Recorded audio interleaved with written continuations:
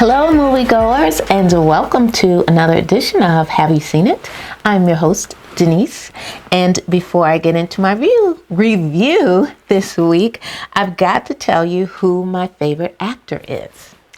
My favorite actor this week is Emily Blunt, and she's my favorite actor this week simply for her very, very quiet performance in the movie A Quiet Place. And if you have seen this movie, you know that there's no talking in it, but the scene that really did it for me in that movie was her trying not to make a sound while giving birth. Amazing. So Emily Blunt is my favorite actor this week. All right, folks, I'm going to get into my review, and my review comes from Netflix this week. Not much in the theaters at the moment, so luckily for me, I've got streaming services that I can rely upon in a case like this. So I watched the movie War Machine on Netflix. It stars Alan Ritchson. If you know him, he is the Reacher. And Stefan James, Esai Morales, and Dennis Quaid. This movie, it's a military movie, but not in the same sense of your traditional war movie. Think of Saving Private Ryan or 1917. So it's not serious and deep in that regard. It is on the lines of a Predator movie. So if you've ever seen Predator or any of the Predator movies, the first one was actually the very, very best. It's got that kind of vibe. So in this film, our star, Alan Ritchson, is in Afghanistan, and his brother is also part of the unit that he is in Afghanistan. So the movie starts 2 years prior to when we encounter the war machine. So in this instance, his unit is decimated by unfriendly fire, and his brother is severely injured. Now, he and his brother have made a pact that they are going to join the Army Rangers together, and so it is a pact that they have wanted for a very, very long time. So when this accident occurs, our star is like, oh my gosh, I've got to get my brother to safety. And so he does that by literally putting him on his back and walking back to safety, but falls just short of where his brother can receive medical attention. And he is also injured, but his brother does not survive. So we then fast forward 2 years later, and our main character has decided to continue what he and his brother had talked about, and he decides, I'm going to do the Army Ranger thing. I'm really not feeling it now because things are different, but this is, a promise that I made, and I'm going to go through with it. And so during the training process, of course, he is the star soldier and does everything 10 times better than everybody else, the strongest, the best. But in that training process, he has isolated himself from the other soldiers, soldiers that he's going to at some point have to rely upon once the course is finished. So, he does things like he eats alone. He doesn't talk to people. He's antisocial. He's got some traumatic memories that are affecting him to the point where he can't sleep well at night. So he's taken what appears to be sleep aids so that he can get some rest. But of course, these flashbacks haunt him. And so once the weeks go by and so many recruits are dismissed because they just didn't cut the mustard, the officers who are running this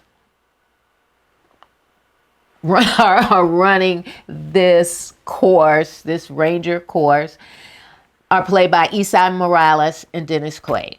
And so they noticed that this guy's got some issues going on. There's some mental issues going on, and he is rejecting therapy and not following any instruction that is going to help him in his journey and help him mentally. So they have decided, we can't have you here because you're not helping yourself and you're certainly not helping your fellow soldiers, and you are going to be a liability because your head just isn't in the game. So they want him to quit. And so he says, sure, I don't want to be team leader anyway, because I'm just not feeling it. And so he's thinking they will honor his request, but they sort of turn the tables on him. And instead of, when they call out the numbers of the recruits, because everybody is now a number, they call out the numbers of recruits and his number is called, he's thinking, I'm going to be dismissed. Well, they turn the tables, and that group of soldiers whose numbers were called, you get to stay, and everybody else is gone. So we have this mission, and they have forced him to be the leader. The officers have said, you are the leader of this troop right here, and you better get yourself together because there's a mission that this is part of your final training. There's a mission that must be accomplished, and they need your leadership. Well, again, we've got this sullen guy who's just like, come on, let's do the mission. They know what they're supposed to be doing, and they're supposed to be looking for an aircraft that has crashed. Well, as they journey towards that aircraft that has crashed, they come across something quite different.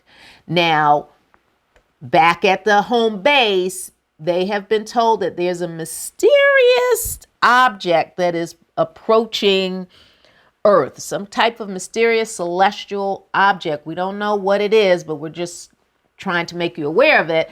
And it's kind of ignored. And so once this particular troop of soldiers finds this thing, they realize this is not an aircraft, but what is it? And that's where the war machine appears. So you have this big, huge monstrosity of a thing. So think Transformer-like machine that is just a killing machine, and it gets its energy from some source, and when it first appears, he takes out several of the combat troops immediately. Bang, bang, bang. And it's quite grisly. So all of the killing and the shooting, the bombing that goes on in this film is quite graphic. And so the troop now has to figure out, what is this? How do we escape it? Because it's clearly following them. And just like, in Predator movie, it puts its lasers on you. And once it, surrounds you with its laser, the next thing is a beam of light that just blows you to pieces. So in this film, you see this troop of soldiers led by this individual who, once he realizes, okay, we are in some trouble and this is uncharted territory, his leadership skills kind of come forward, and because now everybody's relying on him and his knowledge and his expertise in the field. So that is basically the movie, trying to figure out what this thing is, why is it after us, how do we destroy it? And so you've got to watch to figure out how all of that takes place. And the ending is, it's kind of predictable, because once one of the soldiers is severely injured, we basically have to lift you, carry you, drag you along with us, because you're severely injured, but you are alive. We can't just leave you here. So you've got that situation going on as well. So it's got a running time of under 2 hours, like an hour, 40 some minutes. And, if I had to rate this movie, I would give it about a 6. It's not horrible. It's not the worst movie I've ever seen by far, but it is what it is. So if you think in terms of, it's more like a Terminator, Predator film as opposed to a Saving Private Ryan 1970 film, you'll be okay. Good film if there's nothing else on television or cable to watch. And get yourself some popcorn, pull up a chair or a sofa or whatever, and check out War Machine on Netflix. All right, folks, it's time for me to jump into my Nailed It. And my Nailed It for this week is a trio of some of the best actors on the planet, and 3 of my favorites.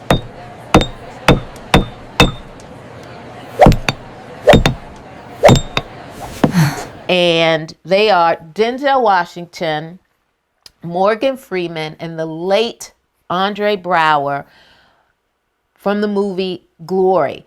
And I may have nailed it and used one of these actors in a specific scene by themselves from this same movie, but this particular scene, all 3 of them are in it, and it's Trip's confrontation. So he's played by Andre Braugher. And we know that he is the educated soldier, but he's kind of been pushed down a peg or two by Matthew Broderick's character, because you can be educated and we can be friends and you may have gone to college, but you're still Black and you're still a soldier and you're still beneath me. So Denzel was the bully in this scene, who was kind of letting Trip, or reminding Trip, that you're just like me, you're no better than anybody else. But he is bullying him to the point where Morgan Freeman steps in and curses Denzel Washington's character out from head to toe, north, south, east, west, in a fashion that left his character speechless. Loved it. So if you want to review Glory and that confrontation between Andre Braugher, Morgan Freeman, and Denzel Washington, check it out. All right, folks, you can subscribe to my YouTube channel. Make sure you hit that like button. And remember, I am available on BlueSky at HYSI. All right, moviegoers, you know what to do. Until next week, I need you to see a movie, because I'm going to see a movie. Until next week, bye-bye.